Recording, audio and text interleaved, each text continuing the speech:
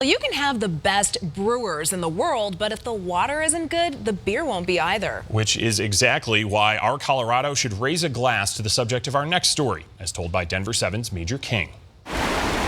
It's a simple formula: water, barley, yeast, and hops. It actually takes 24 gallons of water to make 1 bottle of beer.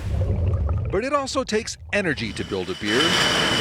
When I first started in sustainability, it was kind of a nerdy topic, like not something that you talk about at parties. And From New Belgium's early days, it was all about saving both. our founders were great champions for the environment from day one.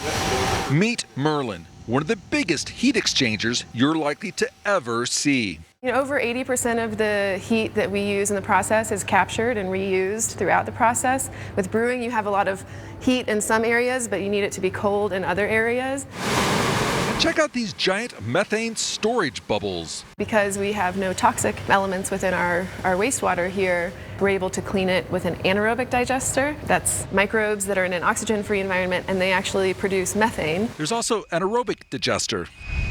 About 11% of our electricity actually comes from our wastewater, and we're actually able to use that power during peak time when electricity is more expensive. And a solar array that at peak provides enough juice to power the bottling and canning lines, where they save 1 million gallons a year just by reusing the same water to rinse the inside and out. On the bottling line, we reduced our water-based lubricant, so we save over 1 million gallons from going to a drier lubricant on the conveyor belt. Lastly, what's called a bioswale to filter runoff to the river that runs near it, the Cache La Poudre. If New Belgium alone achieves our goals, we are not ultimately successful. We're a relatively small portion of the water demand here or the energy consumption, and there are much bigger systems that we need to push forward in order to ultimately protect our resources. We can all toast to that. I'm less of a nerd when I go to parties.